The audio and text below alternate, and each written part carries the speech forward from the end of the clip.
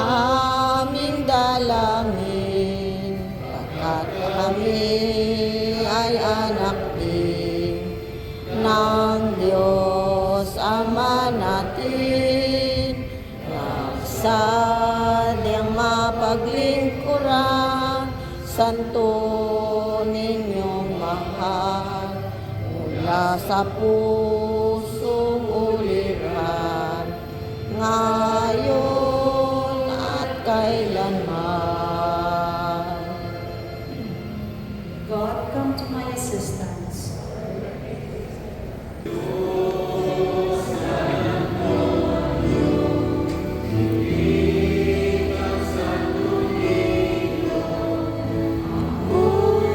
Sa harapan mo, dahil sa debosyon sa'yo,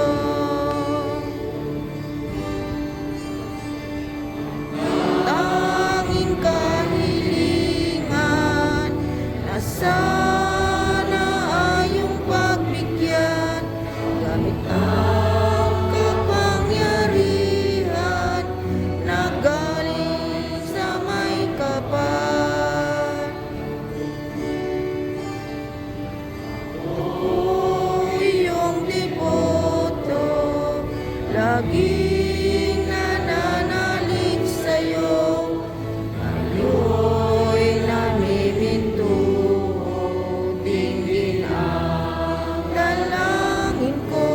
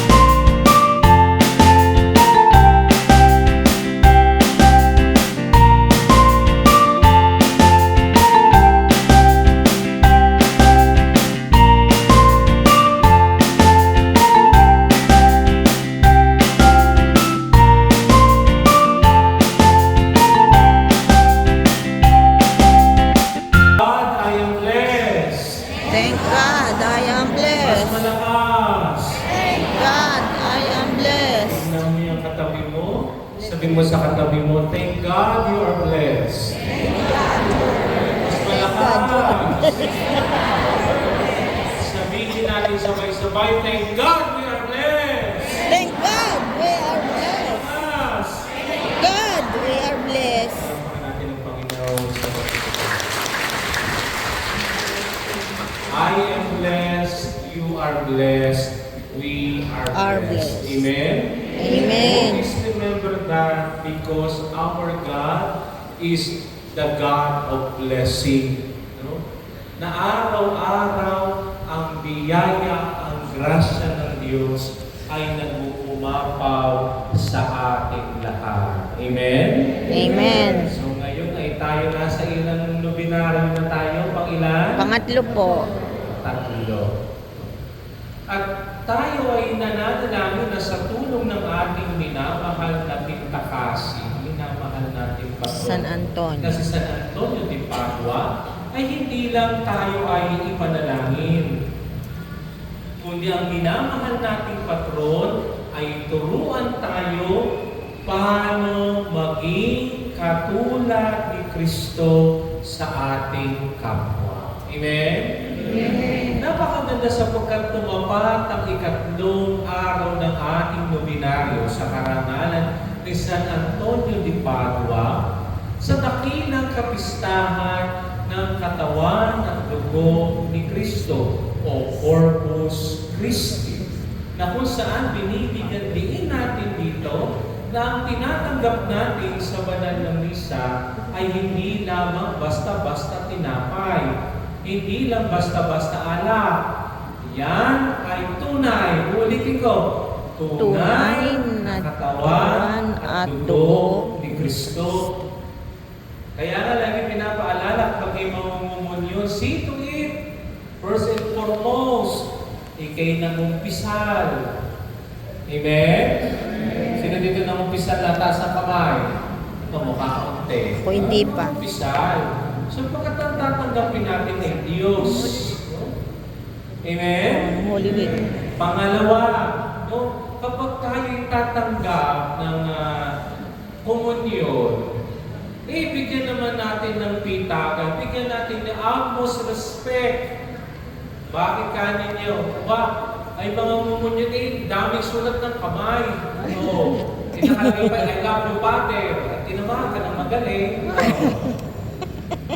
See to it that your hands are clean, pero I would advocate you receive Jesus by mouth. Kasi marami na ako nakikita, ibinabaon din, tapos dadalhin sa bagoy. Hindi ganyan yan. So pagkat yan ay tunay na katawan ni Kristo, so pagkat ang ating manamahal na patron, He defended the Holy Eucharist. He defended the transubstantiation. He defended the true presence of Jesus in the Holy Eucharist. At yan ang natin tutularan sa ating patron. Na nawa tayo ay maging masigasig na sa pagtanggap, sa pagsamba natin sa Eucharistia, the utmost respect. Pero hindi natatapos na sa utmost respect and adoration. There is another challenge. Be a Eucharist to each other. Sabihin niyo nga po, Be a Eucharist to each other. Be a Eucharist to each other. Ano yung katabi mo? Sabihin mo yan. Be a Eucharist to each other. Why? Because Jesus,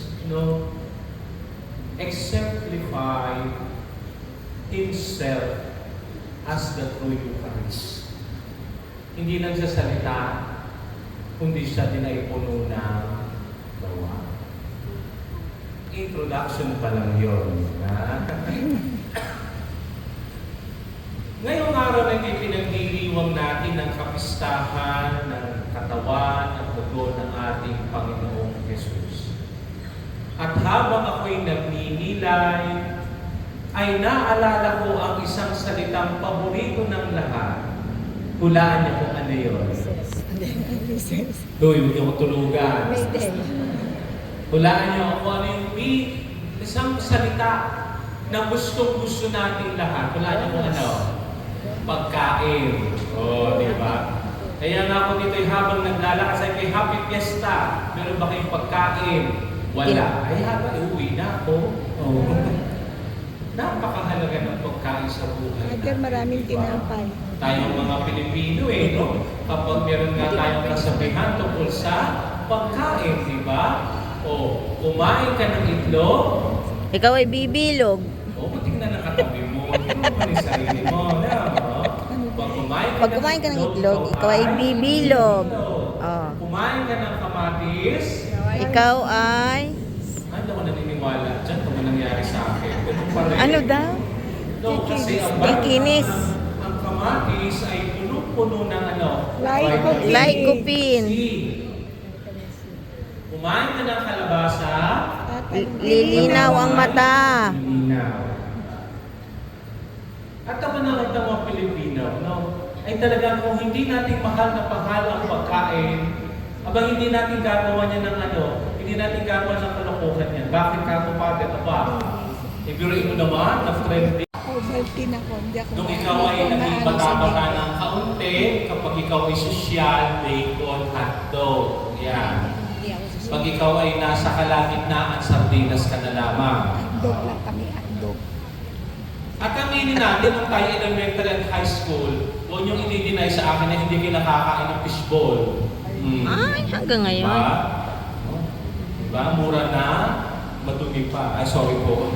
Bubulok yan, magiging abo yan. Pero ang ating kaluluwa, kailangan bumalik yan sa manlilikha. Kailangan bumalik yan sa Diyos. Kaganda-ganda ng iyong katawan, aba, maskulado, maskulada, pa, kinis-kinis ng katawan, kinis-kinis ng balat. Ha? Ay, kamusta naman ang inyong kaluluwa?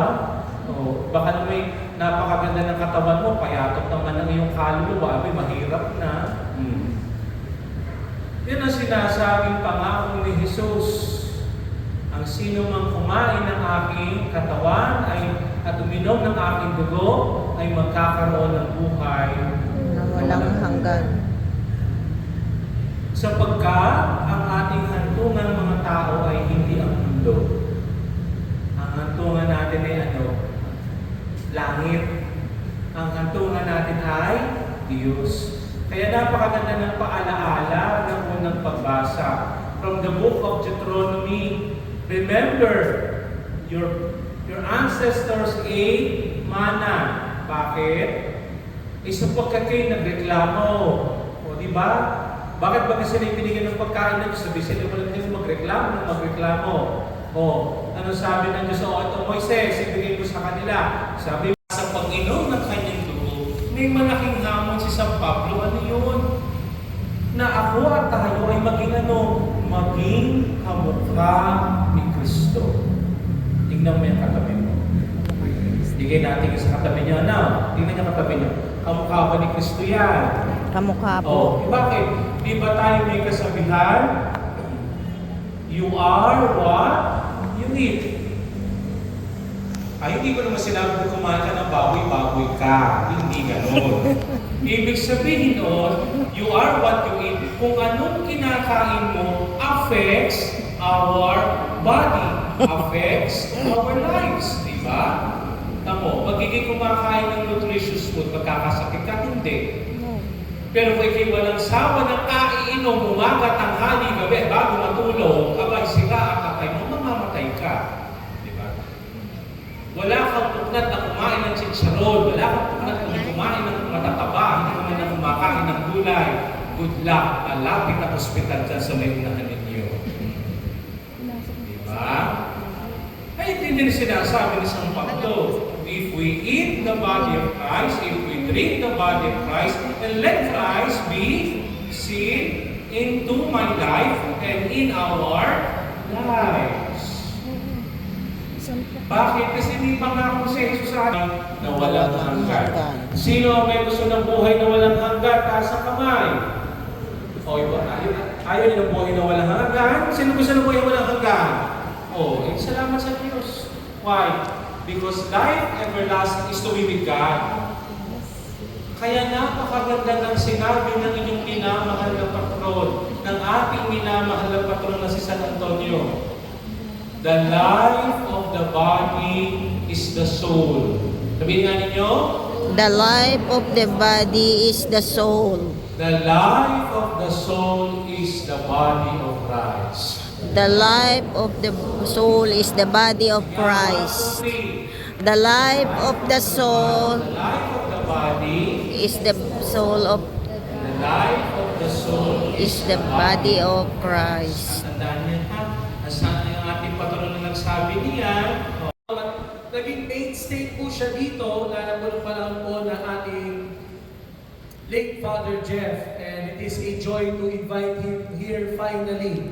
Mahirap po siyang ilahin. very in-demand po siya. I was actually protection ng Military Ordinary of the Philippines. Walang iba kundi si Reverend Father Raymond Tapia! Father, dahil kung magkagalan din natin na dito, may remembrance kami para sa iyo. Please pray for us and be assured we are praying for you.